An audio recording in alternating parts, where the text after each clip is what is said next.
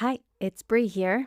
I'm busy recording new stories for season 6 of Into the Story, which is coming out this summer, 2024. In the meantime, I want to bring you some of my favorite stories from our catalog with new learning materials and other updates. I hope you enjoy this episode that originally came out in January 2022. This is Into the Story, the podcast where you learn English with true stories from all over the world. Stories that connect us and inspire you to get where you want to go.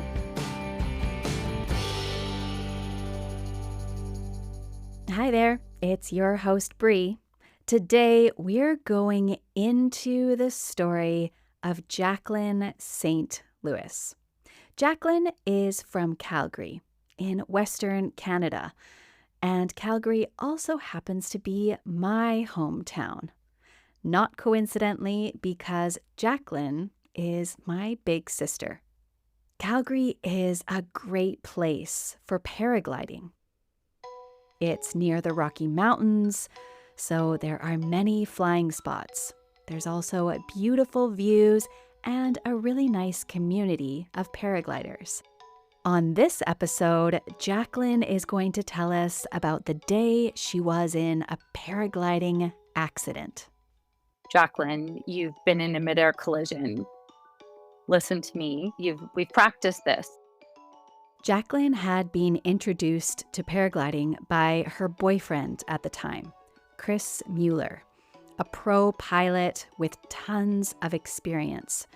Today, she shares the detailed technique of her flight with Chris guiding her every step. Everything was going smoothly until suddenly it wasn't. If you love Into the Story, then please share it with a friend. That is the best way to support this podcast. And thanks. Before we get into Jaclyn's story, let's look at 5 words and expressions that she uses. The first one is to end up. So if you end up somewhere, it means that you arrive at a particular place or find yourself in a situation, often one that you didn't plan. For example, after getting lost, we ended up at a beautiful beach by accident. Or she ended up working late because a big project came up unexpectedly. Next, slope. S-L-O-P-E. So a slope is a surface that is higher on one side and lower on the other, like a hill or a mountain or a ramp. It can also be used as a verb to describe something that inclines or tilts. For example, the children loved going down the snowy slope on the sled. Or the path slopes gently towards the river, a slope. Next, to glide. To glide is to move slowly and continuously through the air. For example, the bird glided effortlessly across the sky, barely moving its wings. Or the paraglider glided down to the landing point, enjoying a smooth flight. Next, to lift off. To lift off is to rise or take off from the ground. And this phrasal verb is especially used for rockets or planes or anything that comes off the ground vertically. For example, the rocket lifted off successfully, heading towards space. Or the helicopter lifted off, rising straight up into the air. And finally, to fit in. To fit in is a phrasal verb that means to feel comfortable and accepted in a group of people. Or it can also mean to have enough space for something or someone. For example, she fit in well with her colleagues at work and made friends quickly. Or the couch didn't fit in the living room, so they had to move it to a larger room with more space. For an extended vocabulary list, a listening comprehension quiz, and the transcript, you can visit our website, intothestorypodcast.com. Okay, it's my favorite time. Let's get into the story. It's 2003, and Jaclyn is standing on the edge of a mountain getting ready to jump. She starts running as fast as she can towards the ridge. As she runs, she can feel the weight of her paraglider on the ground behind her. And then suddenly she feels it come up off the ground. She's flying. During this time, I had a radio in my ear and I was listening to the voice of my boyfriend, Chris Mueller, who was a very prominent paragliding pilot. And I was very new to it. I'd only been flying for about 2 years. Paragliding, flying is what you call it. On that day, Jaclyn was learning to soar for the first time. Soaring is what birds do. A bird soars over the sea. In paragliding, soaring is a more complicated flying style that Jaclyn had never done before. Soaring involves the paraglider pilot using hot air currents to gain altitude and to stay in the sky longer. So today was my first time I was going to try soaring. Now, it was definitely a bit intimidating because on the launching pad, there was about 50 to 100 other pilots who were about to do a competition. Seeing as we still had an hour or two before the competition started, I was just going to go in the air and be a wind dummy, which means that the other pilots would be able to get an idea of how the air is. Was it really bumpy? Would the thermals take you high really quick, or did you have to work really hard to catch those thermals to get high in the air? So I stood there listening to my boyfriend's voice, and at that point he said, "Okay, you're good to launch." So, as hard as I can, with my hands behind me holding onto my brake lines, just start running. The glider will catch the wind, and as I'm running, I see it coming higher above my head. And right before I'm about to take my feet off the ground, I look up to make sure the entire glider is open. And once I see it's good to go, I keep going until it kicks me up in the air, and you just keep running. And eventually your feet lift off the ground. As I take off, I'm looking around. There wasn't any other pilot in the air. It was a really clear day. Then Chris came in the air and said, "Okay, Jaclyn, everything's looking good. I want you to look to your right and slowly start turning the glider. As you're soaring, what you're doing is turn in circles and trying to see where you can find the hot air rising to take you higher in the air." I was very focused on his voice. I wasn't maybe looking around as much as I should.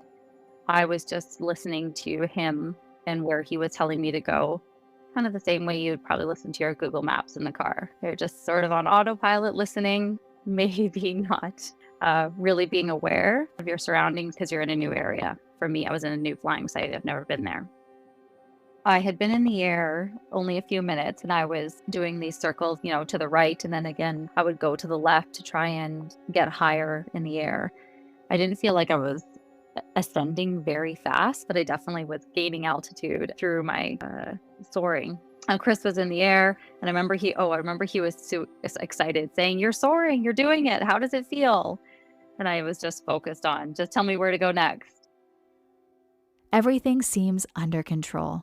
Jaclyn had successfully launched into the air, and now she was listening to Chris's voice guiding her through her first soaring experience.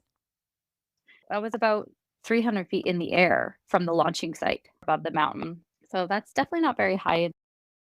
As I was turning to the right and completing another 360, catching a thermal, as I came around away from the mountain, I saw a flash of blue and I heard a whole bunch of fabric noises. It was a very aggressive hit. I didn't really realize it at the time what was happening. I thought that maybe I had had a wing collapse. There was lines all in my face. There was a heavy weight on me. I looked down and I could see that there was a pilot in a harness hanging below me. His parachute, as it swung around my lines, had completely collapsed and was hanging below him. And then out to the side of us was my parachute, which was half collapsed. Another pilot has collided with Jaclyn. His parachute has collapsed and he's now hanging off her. The tangled pilots begin to fall from the sky at an increasingly fast pace. They're just 300 feet, about 90 meters, up in the air, which means they don't have a lot of time to do something about the situation. Now, at this time, still not registering in my mind exactly what was going on, I heard Chris's voice saying, Jaclyn, you've been in a midair collision. Listen to me. We've practiced this, and which we had practiced this because just 2 weeks prior to this day, I had done a clinic learning how to deploy a reserve parachute. So I was very calm. I knew exactly what happened. I looked down. I could see this other person hanging below me off my harness. I pulled out my parachute and I held it next to my body for a minute, listening to Chris in my ear. Now, during this time, the glider's slowly turning to the right and it's accelerating in speed, which is I was very close to or had already begun to be locked into a spiral. Jaclyn is falling in spirals towards the ground. Chris is still giving her instructions. Jaclyn knows she needs to activate her reserve parachute by throwing it out to the side and grabbing the lines to open the parachute and hopefully slow their fall. I started slowly descending, but it's not an immediate fall. I could tell that the ground was coming up faster, but I wasn't paying attention to that at the moment. I could see treetops getting closer, but I was just focusing on holding out my glider and then finding a place where my lines and my paraglider or this other pilot who was attached to me wasn't in the way. So at this time, I took the glider, I threw it out to the left side. I threw it as far as I could, and then I grabbed onto the lines as it was flying out and I pulled them in as fast as I could to try and get air into this glider so you can activate it and have it stop your fall. As I was flying out, it didn't activate right away. I kept having to pull the lines and pull the lines, but because our spiral was starting to accelerate so fast, eventually it did engage, and I heard a very loud just go pop, and the whole thing just pops open.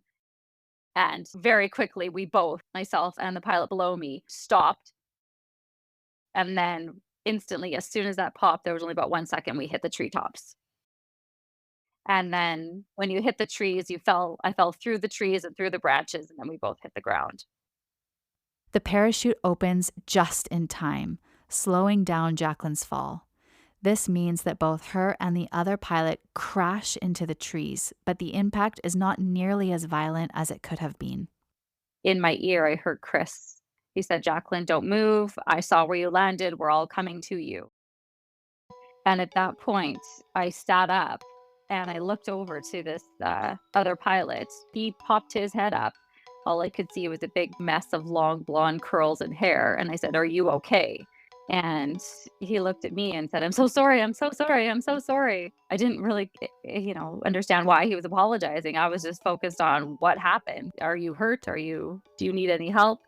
So we were just kind of doing a checklist of how we were feeling. We were looking at our arms during this time, looking at our legs, looking at our scratches, getting out of our harness, unclipping, standing up, moving around, and just, trying to gauge how we were. Could not believe neither of us had a broken bone. After the accident, Chris was feeling, I remember he was feeling very guilty that it happened, probably because he also wanted me to enjoy it. And for the 2 years that I had done it, I didn't really know if I ever liked it. There was a lot of time you spent at the top of the hill just waiting, watching other pilots launching. Then it was too windy, or there was no wind at all, and you would go right back to the landing pad right after you launched and weren't able to get any thermals. I just found it was very time consuming, and I was really trying hard to enjoy paragliding because paragliding was his life. He ran a flying school. He taught people how to do this. This was his career. And so I really had to fit in and really had to enjoy this to be part of his life. And after the accident, I really realized that there was nothing I like about it. And I don't want to do it again. Jaclyn and Chris broke up not long after her accident, and I'm very sad to tell you that he died in 2005. He was passionate about flying and died doing what he loved. I want to say a big thank you to my sister Jaclyn for sharing this story. I've heard it many times before, but it was different to hear it for the podcast. I don't think I really understood before now how much this accident actually changed her life. It's a story that shows us how life's twists can actually shape us forever.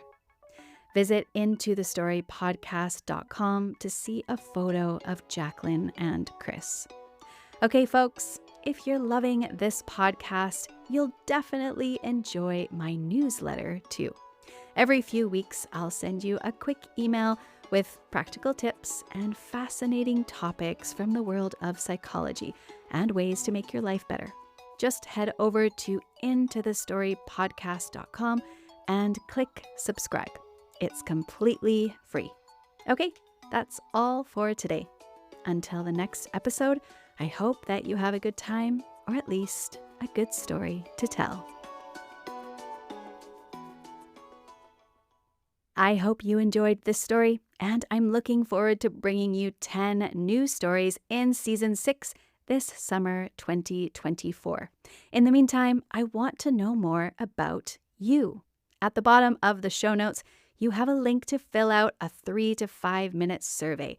And as a thank you, you'll be entered to win a 30-minute speaking coaching session with me. Thank you for your support.